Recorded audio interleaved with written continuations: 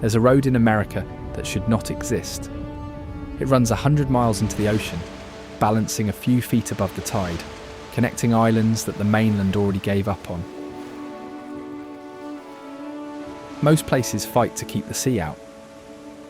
This one just let it in. Welcome to the Florida Keys, the only place in the country where America stops being a continent and starts being a dare.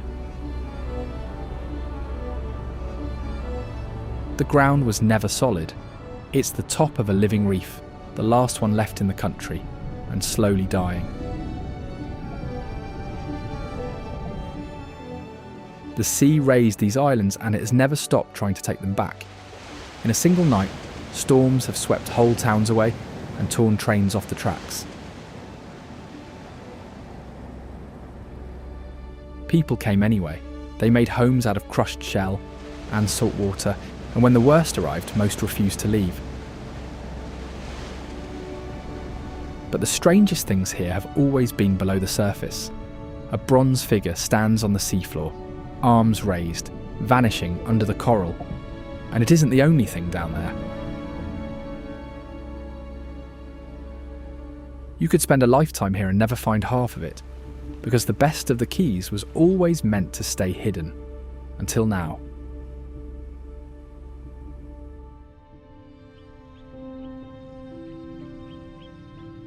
The southernmost point of the continental United States ends not at a city, but at a chain of islands strung out toward the open sea.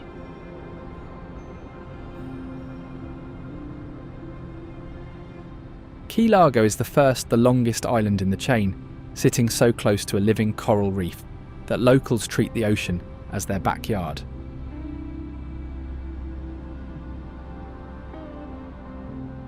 That reef is one of the only ones still alive in the continental United States, and warmer water is slowly killing it, yet divers keep coming anyway.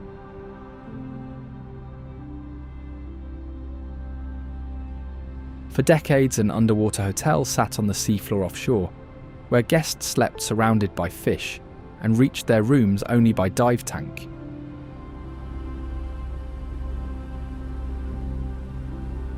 The self-proclaimed dive capital of the world lives up to the name on land too, with dive shops, fish shacks and charterboards lining the main road.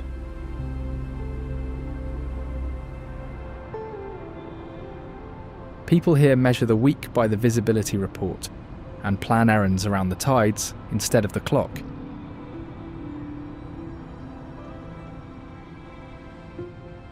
That same road keeps heading south, with mile markers counting down one by one toward the end of the line.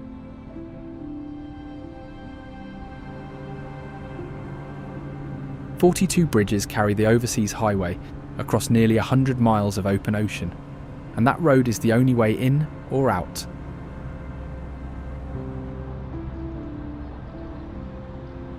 Every house, restaurant and bait shop uses a mile marker as its address, so locals give directions like just past mile 52, Oceanside.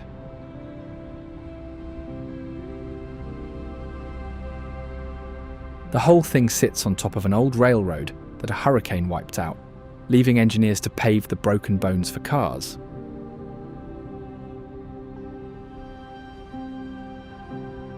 When a storm threatens, there is no backup route, so every island empties onto one road, and the cars can take up 12 hours to clear the traffic.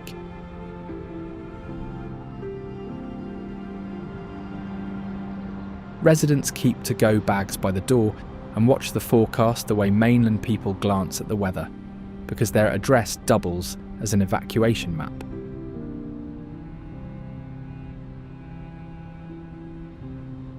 In 1935, a rescue train was sent to pull workers out, but the surge lifted the cars straight off the tracks before it could.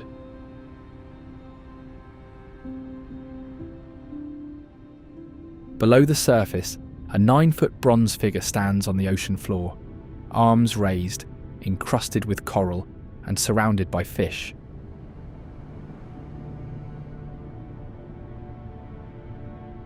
The Christ of the Abyss rests in 25 feet of water inside the first underwater park ever created in the country.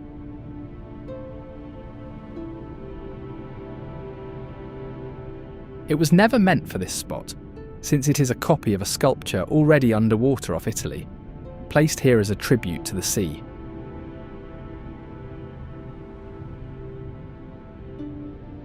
Over the years, coral has taken over its arms and shoulders.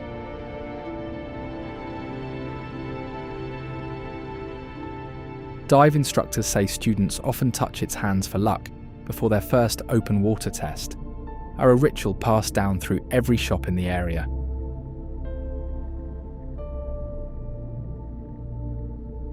In the grass beyond its shadow hides an animal so small most divers swim right over it.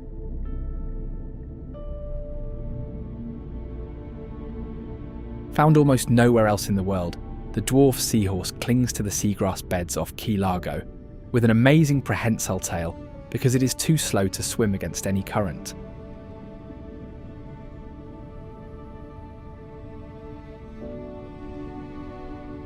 And when eggs are ready, the female passes them to the male, who carries them until they hatch.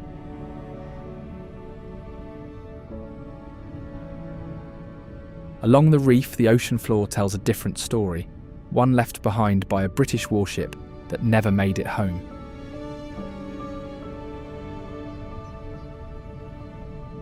Loo Key Reef carries the name of that warship, which ran aground in 1744 and left ballast stones still sitting on the seafloor.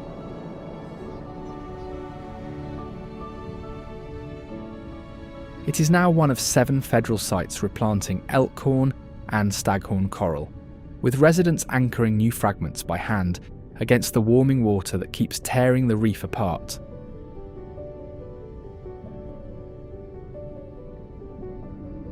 Grazing the seagrass at the reef's edge is the green sea turtle, one of the most critically endangered animals in these waters, and one of the slowest to recover.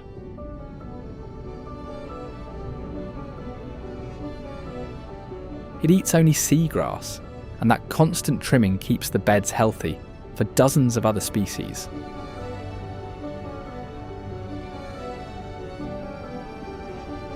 Each female returns to the exact beach where she hatched, crossing hundreds of miles of open ocean to find one strip of sand.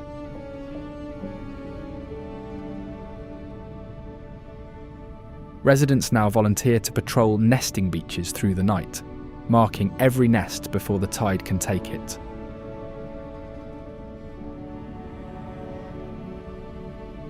Hunting nearly erased them here, but protection brought them back, and the Keys became one of the first places in the country to treat their recovery as a community effort.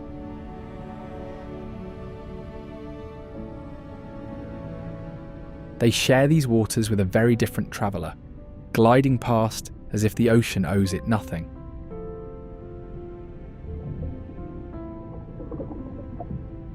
A spotted eagle ray can reach nearly 9 feet across, yet moves so smoothly that snorkelers often spot its shadow before the animal itself.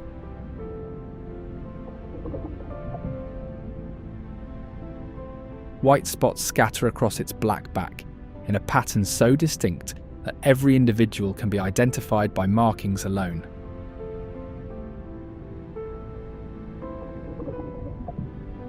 It hunts by driving nose first into the sand, crushing mollusks and crabs with teeth strong enough to grind through shells.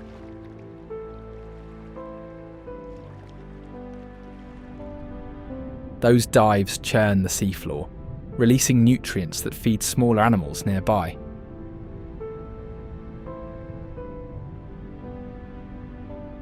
Loose groups roll through the reef together, sometimes dozens at once in a slow, unhurried wave.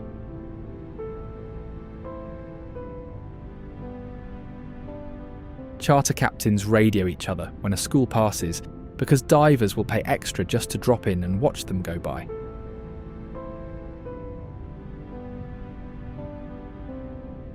No predator out here can slow them down, though something else on this reef shares that edge, even if it was never supposed to arrive at all.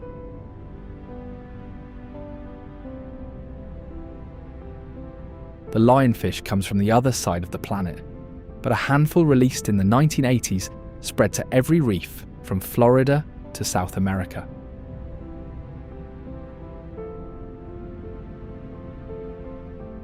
Its bold stripes and feathery fins hide venomous spines, and local fish never learn to fear it, so they drift past until it is too late.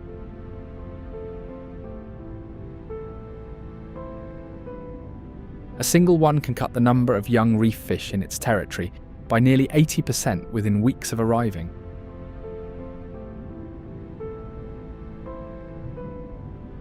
It corners small fish in crevices, then inhales them whole in a fraction of a second.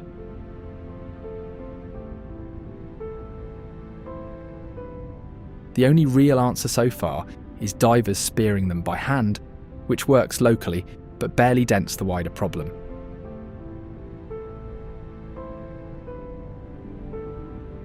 Restaurants across the Keys now buy them by the cooler load and even host tournaments, turning an invader into a dinner special.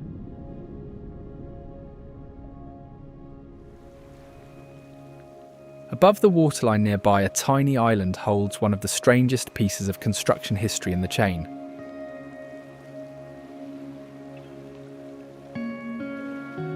Pigeon Key is a 5-acre dot of land directly beneath an old bridge, smaller than a city block, with water on every side.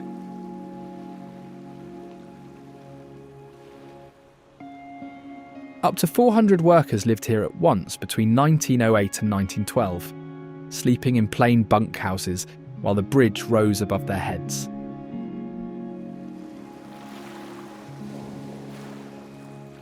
Fresh water arrived by boat, mail came once a week, and the only break was a small chapel where men prayed the season would end without another funeral.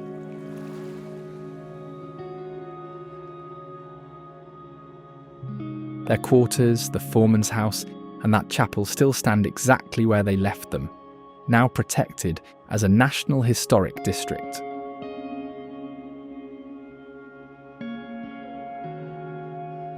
Far past the last bridge, an even more remote outpost rises straight from the sea.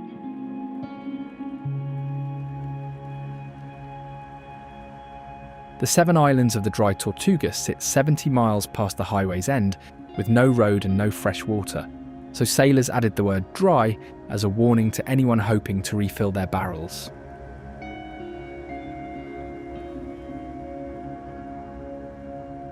At the centre, Fort Jefferson rises straight from the water as the largest brick structure in the Western Hemisphere, built to guard the Gulf and later used as a prison.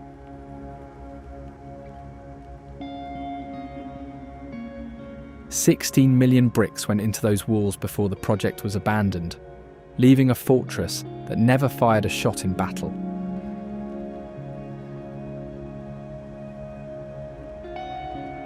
To the east, Bush Key fills every breeding season, when tens of thousands of birds arrive at once and turn the sky into a moving cloud.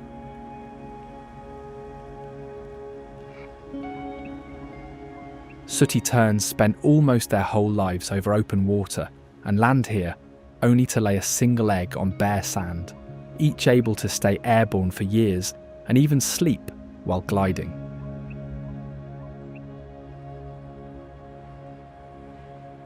A returning tern carrying a fish rarely keeps it for long, because a far bigger bird is always circling overhead.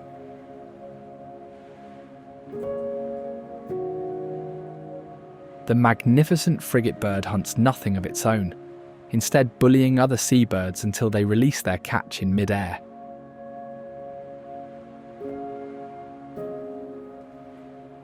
Its wings run so long and light that it can stay aloft for days, riding warm air like a kite across huge sections of ocean.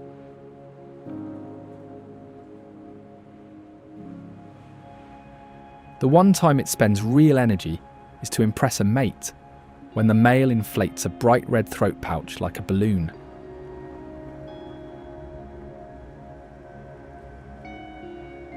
Chicks depend on their parents for over a year, longer than almost any other seabird.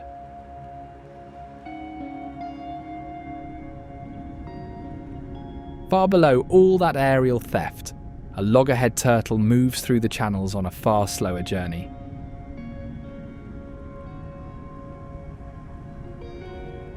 It can roam thousands of miles to feed, then still find its way back to the strip of sand where it first crawled from the nest.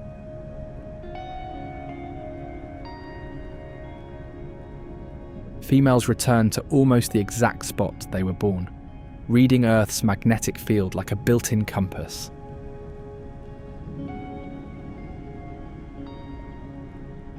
Few large animals alive today have stayed this faithful to a single shoreline for so long.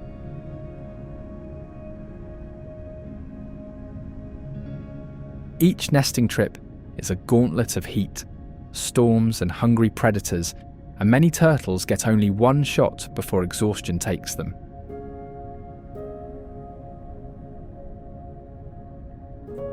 Every nest that hatches sends tiny turtles scrambling toward the water, most snapped up before they reach the waves.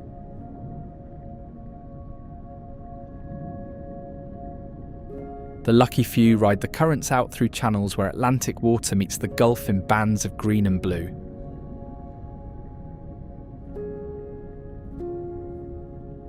Those same colours wash up against Bahia Honda.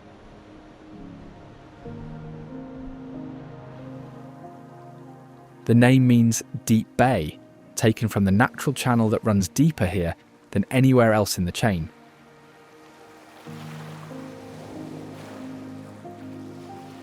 This is one of the only islands wide enough for a real beach, so families from up the chain drive down on weekends just for a day on actual sand.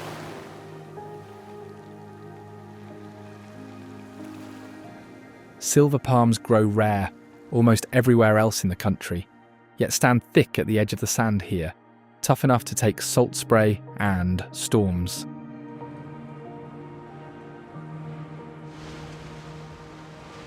Above the sand, the rusted old Bahia Honda Bridge still arches over the channel.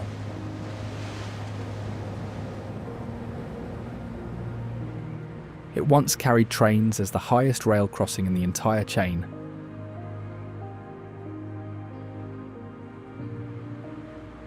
A massive hurricane smashed the line apart, so workers paved the broken span and ran cars over the old rail bed.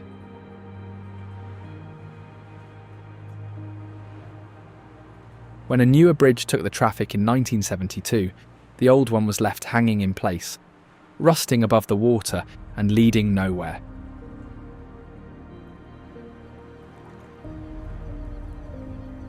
People now walk out onto the cut-off sections to fish, photograph storms, and stand on a road that ends in mid-air.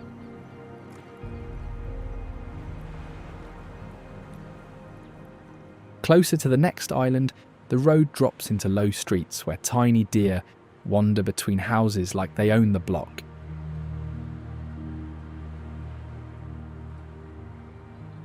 Key deer are the smallest in North America, standing only 30 inches tall and weighing about as much as a medium dog.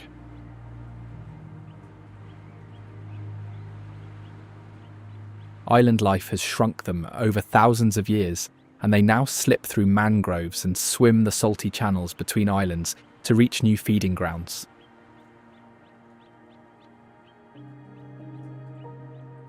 Residents on Big Pine Key wake up to find them grazing on lawns, asleep under carports and crossing driveways like backyard pets.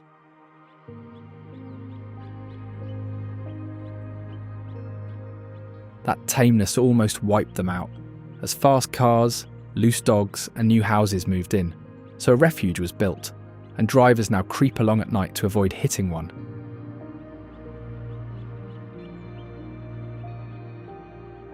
The next island over holds a quarry that exposed something no one expected to find on dry land.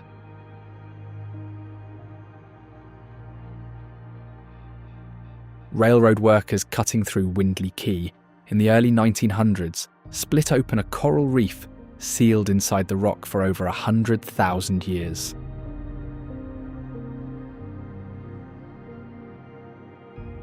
The quarry walls hold brain, star, and staghorn coral so well preserved that visitors can trace every ridge with a finger.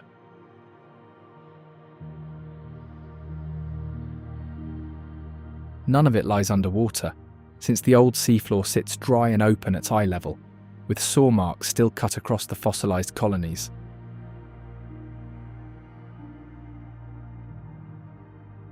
Stone from this pit built the railroad bridges across the chain, so pieces of that fossil reef are buried inside the road that initially brought people here.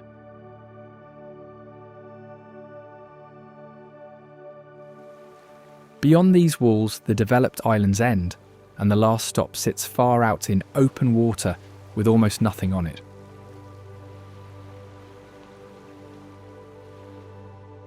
The Marquesas Keys form the only true atoll in the continental United States, a ring of mangrove islands curling around a shallow lagoon.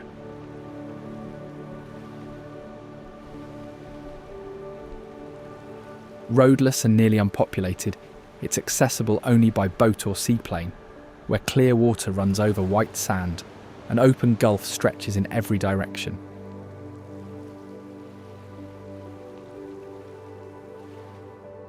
On the old iron lighthouse nearby, a lone seabird waits between dives for the fish below.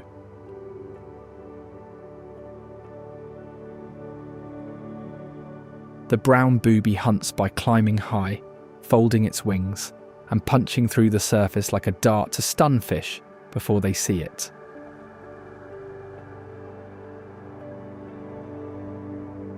Barely swimming at all, it hits the water, grabs the fish, and lifts back into the air in one motion.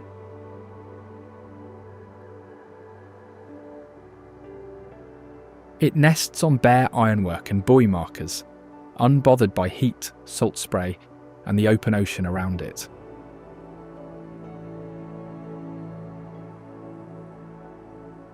When other birds close in to steal the catch, it simply outruns them. No fight needed.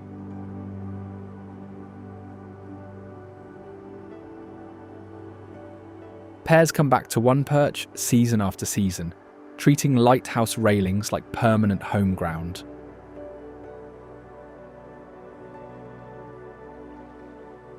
These iron towers exist only because the reef below kept tearing the bottoms out of ships, the first named for a warship lost right beneath it.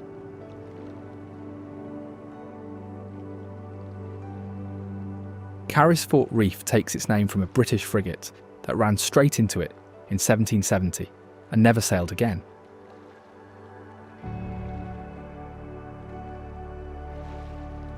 It is an iron lighthouse standing on legs screwed directly into the coral, rising 6 stories above open water with no island beneath it.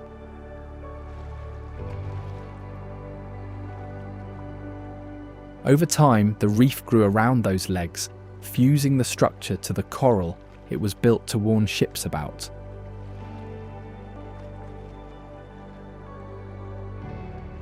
Back toward the inhabited keys, stone crab, spiny lobster, and gamefish all gather around islands that call themselves the sport fishing capital of the world.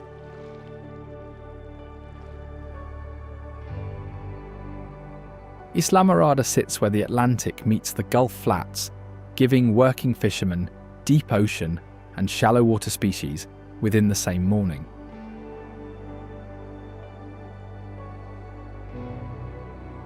More fishing world records have fallen in these waters than in most other destinations, with captains passing trade secrets down through 3 generations.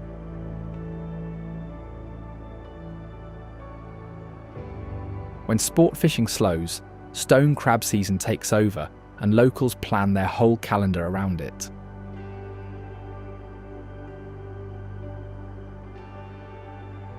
The claws are harvested by snapping one off and tossing the crab back, because it simply grows a new one within a year.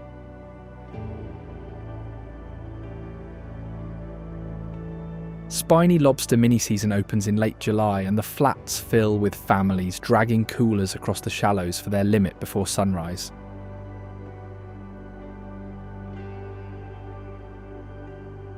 Out beyond the docks, another iron lighthouse stands alone in the Atlantic.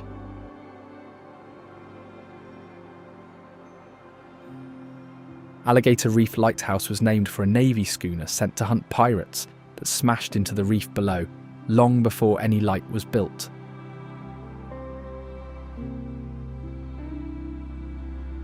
The crew refused to abandon her, blowing the ship up rather than let pirates strip it for guns and supplies.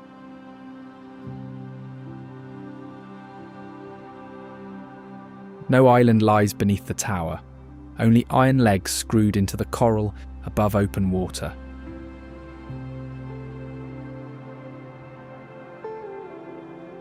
It has ridden out every major hurricane since, flexing in the surge rather than snapping, while buildings on land get levelled.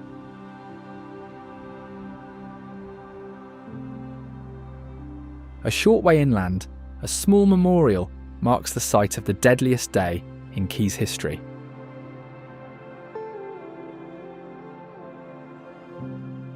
The Florida Keys Memorial holds the remains of more than 400 people killed by the 1935 Labor Day hurricane, one of the strongest storms ever to hit this country.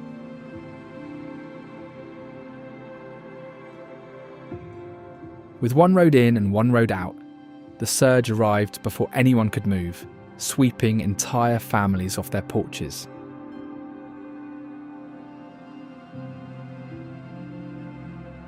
A rescue train was sent down the line to pull workers out, but the storm hit first and lifted the cars straight off the tracks.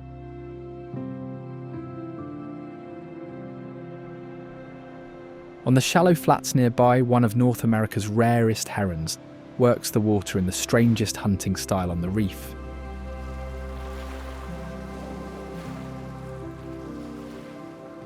Barely 2,000 reddish egrets remain in the country, with these flats among their last strongholds.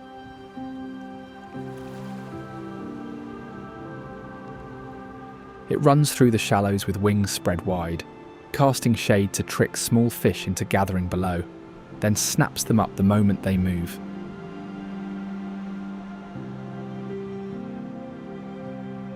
From above, the bird looks completely unhinged, yet every stumble and spin is a calculated trap.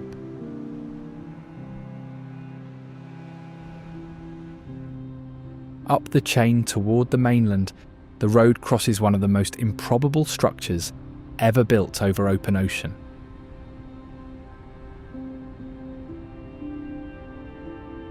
The old 7-mile bridge runs nearly its full length across open ocean with no land beneath it.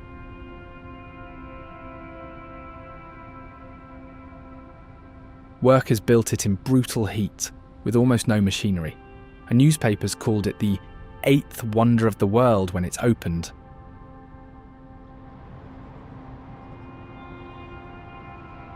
The 1935 hurricane that killed the railroad tore through here, yet the span held, so engineers paved it over and sent cars across the same bones.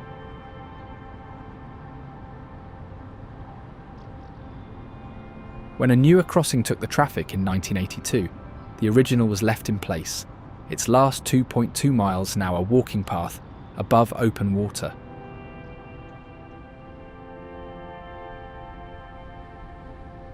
People jog at sunrise, fish from the rails, and watch storms roll in from a road that leads nowhere.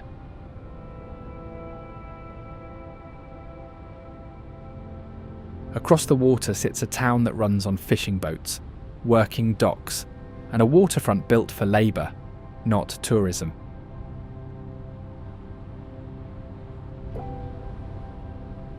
Marathon sits at the exact midpoint of the chain, serving as the supply hub, fuel stop, and repair yard for both ends.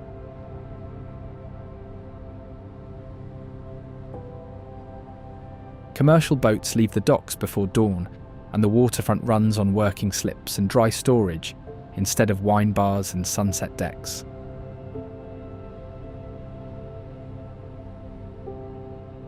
People who move here often call it the last town in the Keys that still feels like a community rather than a resort.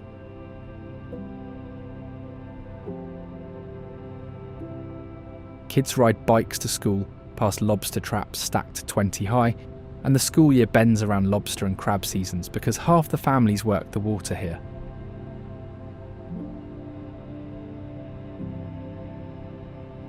Local kitchens cook whatever came off the boats that morning, with grouper, hogfish and yellowtail at shacks that haven't changed their signs in decades.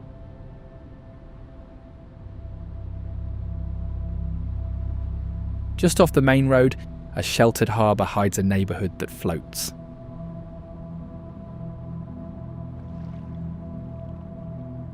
Boot Key Harbour holds one of the largest liveaboard communities in the country. Hundreds of people living year-round on boats inside a sheltered anchorage.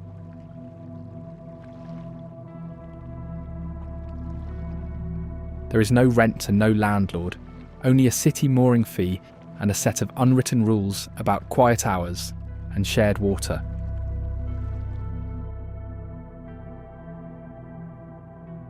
On dry land nearby sits a house built by hand from the sea's own materials.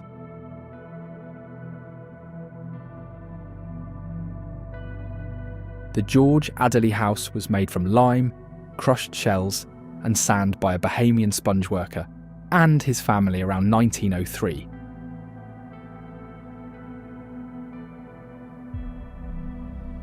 That tabby mix basically turned the ocean floor into walls, hardening over time into something as tough as concrete.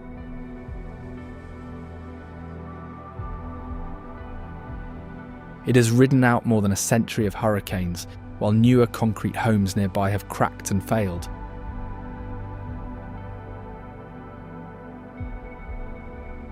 Inside, life was simple, but hard, with rainwater caught in cisterns, food pulled from the sea, and no neighbours for days at a time.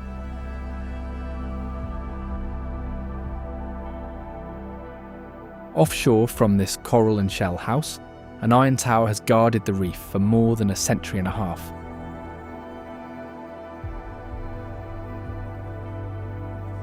Sombrero Key Lighthouse rises 142 feet from a reef 6 miles off Marathon, with nothing around it but open water.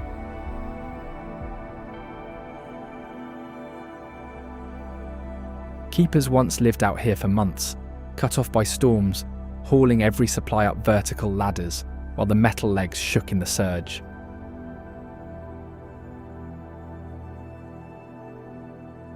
Its beam has watched ships smash on the reef, guided many more away, and held through hurricanes that flattened buildings ashore.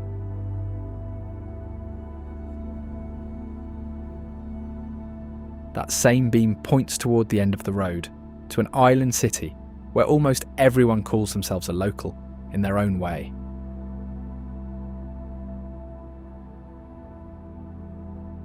Key West is the southernmost city in the continental United States.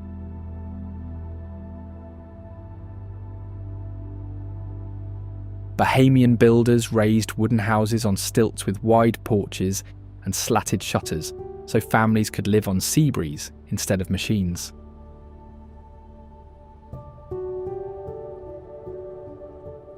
The town has run through wrecking ships for cargo, rolling Cuban cigars by the millions, and drawing writers and misfits who reached the end of the road and stayed.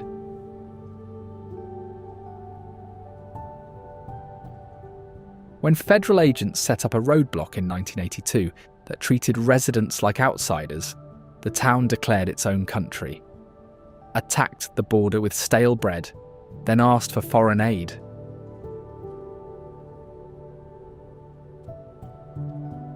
Being a conch is taken seriously, since you are either born one or you stay a freshwater conch, no matter how long you live in town.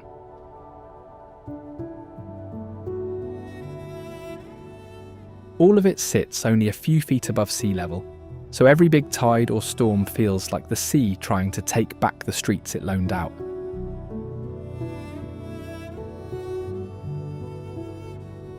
At the far edge of town, an old brick fort once buried under sand holds more than 100 Civil War cannons sealed inside its walls.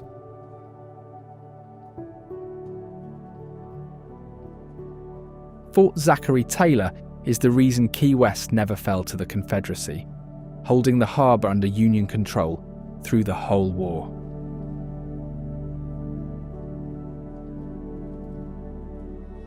Years later, parts of it were buried under sand and trash, and families picnicked on top for decades, with more than 100 cannons hidden beneath their feet.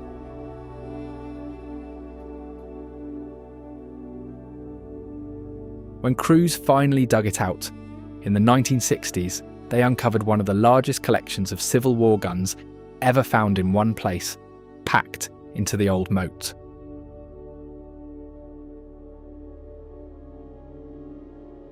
In the heart of the old town stands the grandest house the island's salvage trade ever produced.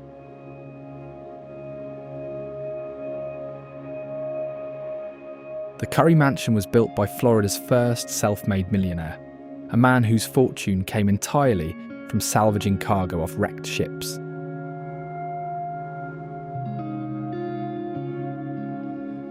Every staircase, mirror, and wooden panel inside came from money made on other people's bad luck at sea.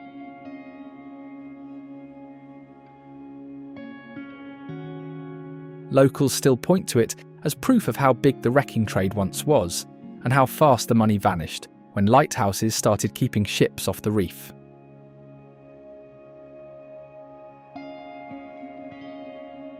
Across town, the wrecking money gives way to a fort the war never reached.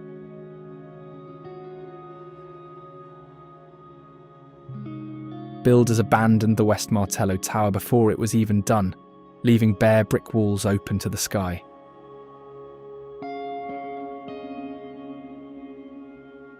Plants crept in until the inside felt more like a jungle courtyard than a fortress, vines pulling the gun emplacements apart, one root at a time.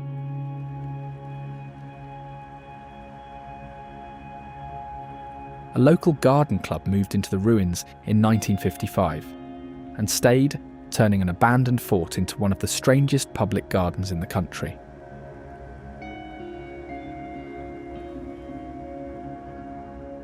Today, visitors walk under arches built for cannons but framed by orchids and climbing flowers.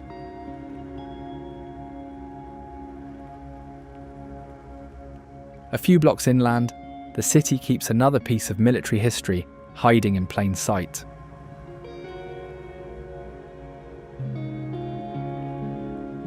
The Key West Lighthouse has stood inside the city itself since 1847, the only one in the chain built on dry land instead of out on a reef.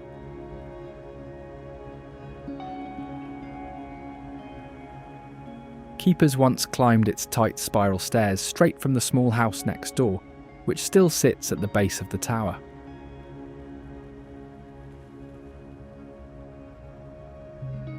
From the top, the beam guarded ships and swept across porches, cigar factory roofs and wreckers' mansions as the city changed below.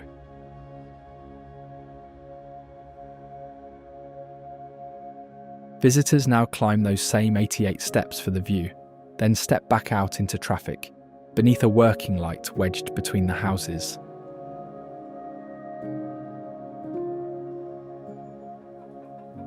Outside the gate, a noisier set of locals takes over the streets, and these ones have feathers.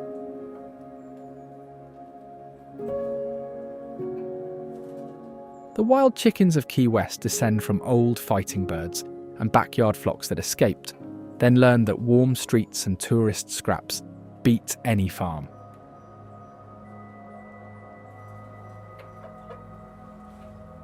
With no real predators and a city ordinance protecting them, they have spread into every yard and alley.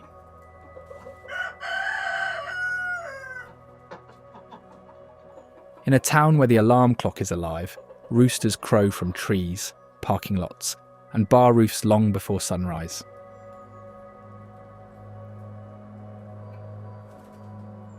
Roundups have failed more than once, so most residents accept that the birds were here before the tourists and will outlast them.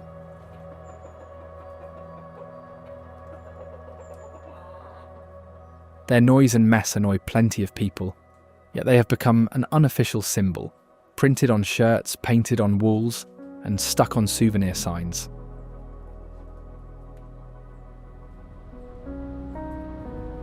The racket fades at the edge of the flats, where a much quieter resident takes over the shoreline.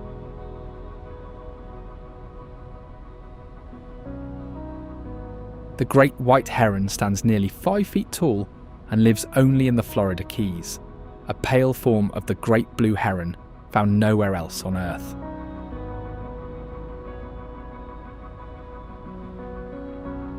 Its white feathers blend into sun glare on the shallows, so fish see only light bouncing off water until the strike comes.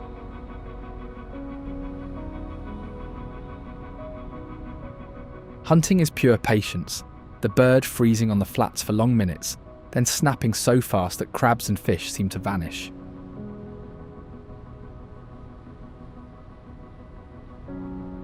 Warm, shallow water means it never migrates, so it works one patch of flats all year and raises chicks in hidden mangrove nests above the high tide line.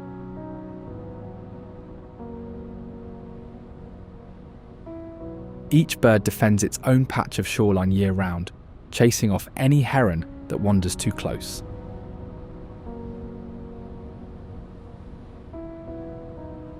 It will stand in one spot for hours, waiting for a single fish to drift within reach.